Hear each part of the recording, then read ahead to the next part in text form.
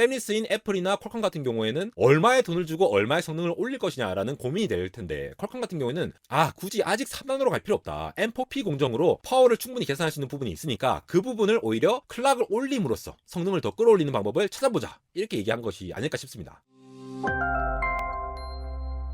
네, 여러분 반갑습니다. 안달공학 에러입니다. 퀄컴의 스냅드래곤 젠 2 성능이 비약적으로 상승하면서 특히 갤럭시를 타깃으로 전용으로 만들어진 스냅드래곤 때문에 갤럭시 23가 굉장히 호평을 받았었죠. 그런데 이번에는 퀄컴의 스냅드래곤 8 젠 3에 관련된 소식입니다. 긱벤치 성능 평가 테스트가 나왔는데요. 알려진 아티클로는 아이폰의 A16 바이오닉보다는 훨씬 더 높은 성능을 보인다고 합니다. TSMC 4나노 공정을 사용했는데 이게 M4P 공정을 사용했거든요. 그래서 지난 3월에 아이폰의 A17 바이오닉 벤치 점수가 유출되기도 해서 종합적으로 봤을 때에 이 N4P 공정 그리고 아이폰의 A17 바이오닉이 차용할 N3 혹은 N3E 공정과 관련해서 성능 차이가 얼마나 날지, 그리고 실질적으로 이러한 성능이 바람직하게 나올 수 있을 가능성이 높은지 한번 살펴보도록 하겠습니다. 이번에 스냅드래곤 8 젠 3와 관련된 긱벤치 결과는 샤오미 엔지니어링 유닛에서 테스트된 결과인데요. 멀티코어 점수가 A16 바이오닉의 11% 앞선다고 합니다. 지금 보시는 게 아이폰 14 프로에서 나왔던 A16 바이오닉의 긱벤치 6 점수인데요. 대충 봤을 때 싱글코어가 2500점, 그리고 멀티코어가 6500점이라고 보시면 되겠죠. 2500, 6500 이 숫자를 잘 기억해두세요. 물론 애플의 A16 바이오닉이 나온 지 꽤 시간이 지났죠. 퀄컴이 새롭게 내놓는 스냅드래곤 8 젠 3 같은 경우에는 이제 다시 내놓을 입장에서 야, 당연히 그 정도는 해줘야지 라고 보시는 시각도 있습니다만, 여기 또 어떤 공정을 사용했느냐라는 부분들도 같이 살펴볼 필요가 있는데요. 아무래도 A16의 다음 버전인 A17 같은 경우에는 N3 공정 혹은 N3E 공정, TSMC의 3나노 공정이 들어갈 것이 유력한 가운데, 이번 퀄컴의 젠 3 같은 경우에는 여전히 4나노 공정으로 대결을 하는 모습입니다. 지금 이렇게 트위터에서 이렇게 나왔죠.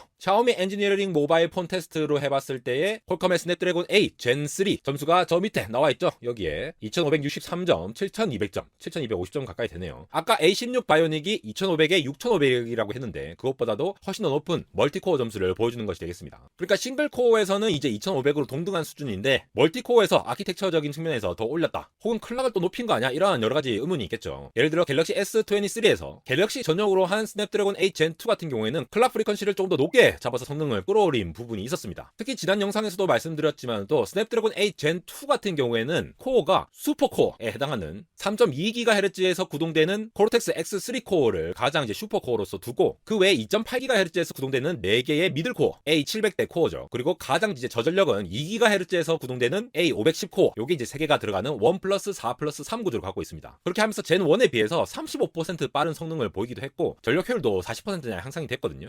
이렇게 프라임 코어 1개, 퍼포먼스 코어 4개, 그리고 이피션시 코어 3개, 이러한 구조를 가져가면서 기존의 삼성 파운드리에서 만드는 공정을 TSMC에 옮김으로써 여러가지 공정 이득도 얻으면서 성능을 끌어올린 것이 되겠습니다. 근데 이것보다도 더 높은 게 지금 젠 3라는 것이죠. 여기서 이제 루머에 의하면은 조금 구조가 바뀌었다는 얘기가 있습니다. 이 부분 살펴볼게요. 젠 2가 1+4+3이라고 하면은 이번 젠 3 같은 경우에는 1+5+2입니다. 그러니까 이피션시 코어 1개를 떼와가지고 퍼포먼스 코어의 한쪽에 넣은 게 되겠죠. 이 말은 쉽게 말씀드리자면은 효율성 코어, 이피션시 코어, 저전력 코어를 1개 덜 쓰는 대신에 빡센 코어를 1개 더 쓴다라는 말이 되겠습니다. 아까 말씀드렸듯이 원래 1+4+3 구조에서 클락 프리퀀시가 3.2, 2.8, 2기가 이렇게 된다고 했죠. 그러면 클락이 훨씬 더 높은 거를 2.8기가짜리를 더 쓴다라는 게 되니까 무조건 파워가 더 들 수밖에 없겠죠. 성능이 올라가는 만큼. 그러면 젠3에서 열이 더 많이 발생을 하게 될 건데 이 부분을 어떻게 해결할 것이냐. 결국 여기에 대한 해답은 TSMC의 M4P 공정을 씀으로써 해결을 하겠다라는 것으로 접근할 수 있습니다. 갤럭시 S23에 사용된 것도 이 프라임 코어에 사용됐던 것을 3.2기가에서 더 높게 클락을 올림으로써 열을 관리하면서의 효율을 증대하는 부분이 있었죠. 이거는 공정 자체에서의 어떤 파워 이피션시 이득을 성능적으로 끌어온 거라고 보실 수가 있습니다. 이 프라임 코어 같은 경우에는 코르텍스 X4 CPU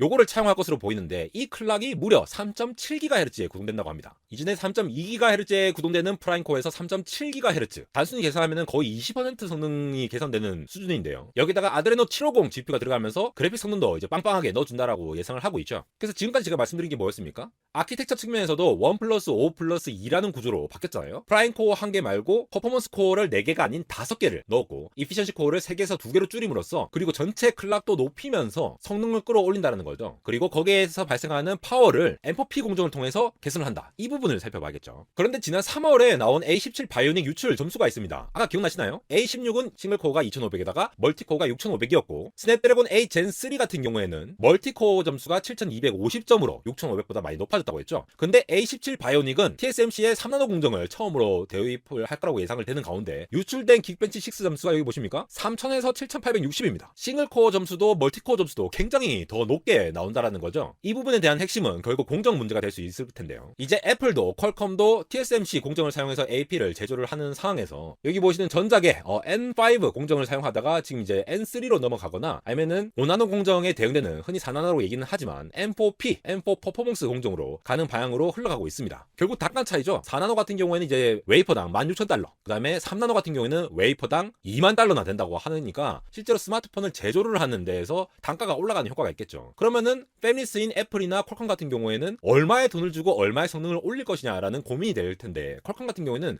굳이 아직 3나노로 갈 필요 없다. M4P 공정으로 파워를 충분히 계산할 수 있는 부분이 있으니까 그 부분을 오히려 클락을 올림으로써 성능을 더 끌어올리는 방법을 찾아보자, 이렇게 얘기한 것이 아닐까 싶습니다. 물론 성능 측면에서 보면은 A17 바이오닉이 스냅드래곤 젠 3보다 훨씬 더 우수할 수 있죠. 지금 유출된 것처럼. 그런데 이렇게까지 높을 필요가 있을까? 아니면 GPU 성능을 더 끌어올림에 따라서 좀 대응할 수 있는 부분도 있다라고 고민을 한 부분이 있을 거고요. 제일 중요한 것은 안드로이드 진영, 샤오미나 갤럭시, 오포 여러 가지 스마트폰 업체에다가 이런 프리미엄 AP를 제공을 할 때에 적정한 수준의 성능을 끌어올리고 칩 가격도 어느 정도 고려를 한 게 아닐까 싶습니다. 요건 지난번에 TSMC의 공정 노드를 쭉 로드맵별로 보인 건데요. 이전에 M5에 비해서 M4로 가는 것이 아니라 스냅드래곤 8 젠 3 같은 경우에는 M5에서 N4P 공정을 사용한다는 거죠. 요 같은 경우에는 동일 파워에서 퍼포먼스가 11% 향상한다고 예상을 하고 있습니다. 그리고 동일 퍼포먼스에서는 파워를 22%나 줄일 수 있다는 것이 되겠죠. 그래서 그렇게 클락 프리쿼시를 올려서 발생하는 발열 문제를 해결을 할 수 있다는 거죠. 여러분, 클락을 올리면 왜 발열이 많이 생깁니까? 초당 여러 번 왔다 갔다 반복을 하는 이 클락 주기를 빠르게 한다는 것이 되겠죠. AP에 이제 싱크로너스 각각에 운용되는 이 시그널들의 움직임은 다 이 클락을 기준으로, 클락이 한번 왔다 갔다 할 때마다 동작이 왔다 갔다 하는데, 그걸 똑같은 시간에 더 많은 시간 동안 왔다 갔다 하면은 거기에 맞춰가지고 더 많은 동작을 하겠죠. 단위 시간 동안 소비하는 파워가 굉장히 많아지기 때문에 우리가 측정할 때에 소모되는 파워 자체가 높아지니까 그만큼 발열 문제가 발생을 할 수 있다는 거죠. 그런데 공정 노드 자체가 이러한 파워를, 효율을 평균적으로 높여줄 수 있는 부분이라고 한다면은 파워가 줄어드는 부분만큼을 성능으로 치환을 해서 조금 더 클락을 올릴 수 있는 여지가 있으니까 그렇게 대응을 할 수가 있겠죠. A17 바이오닉 같은 경우에는 M5에서 N3 혹은 N3E로 갈 거라고 보는데, 요거는 이제 퍼포먼스 향상분이 15에서 20%, 그리고 똑같은 파워에 대해서는 파워가 30에서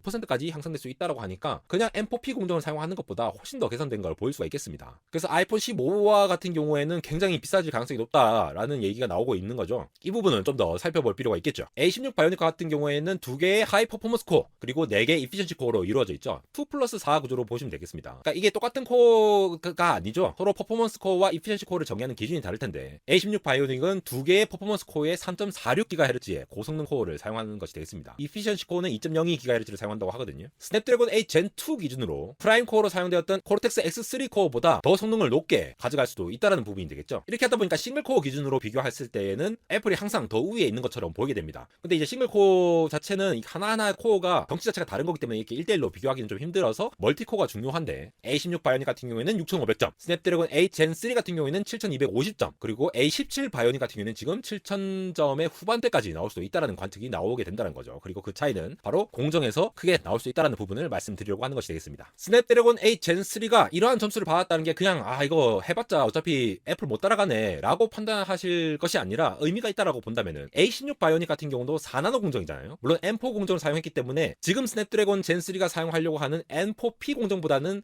훨씬 더 이전의 공정이라서 1대1로 비교를 할 수는 없습니다. 그러나 똑같은 4나노급에서 멀티코어 성능을 비교를 해봤을 때 6500대 7250점이라는 점, 그런 점을 봤을 때는 설계 관점의 역량에서 동일 공정상에서의 약간의 우위를 가지고 있다라고도 볼 수 있다. 혹은 그냥 그저 지는 것만은 아니다라고 볼 수 있는 부분들이 있겠죠. 그리고 애플이 사용하는 2+4 구조보다 1+5+2라는 빅, 미들, 리틀 구조를 사용을 해가지고 역시 아직 AP 최강의 면모를 보여주는 것이 아닐까 싶습니다. 이제 다음 달이면 또 WWDC 발표가 있을 거니까 애플에 또 다양한 설계 관련 내용들이 나올 것이고, 다양한 스마트폰 제조사들이 스냅드래곤을 채용을 하면서 여러 가지 벤치 점수가 나오게 될 텐데요. 점차 커스터마이징된 칩을 설계를 하는 것이 성능을 더 끌어올릴 수 있는 방법이다라는 얘기가 나오는 가운데, 아직도 퀄컴은 ARM의 이제 레퍼런스 코어를 가져와가지고 잘 만들어가지고 하는 것도 애플이 자체적으로 만든 설계 대비해서 상당히 성능을 끌어올릴 수 있다라는 부분들을 잘 살펴보는 게 아닐까 싶습니다. 올해 말이 되면은 다시 또 스냅드래곤 서밋이 발표를 하게 될 것 같은데요. 공정이 점차 초미세 공정으로 난이도가 어려지고 공정마다의 가격도, 웨이퍼당 가격도 너무너무 높아지는 상황에서 팹리스들의 이제 고민들이 굉장히 많아지는 상황입니다. 실제로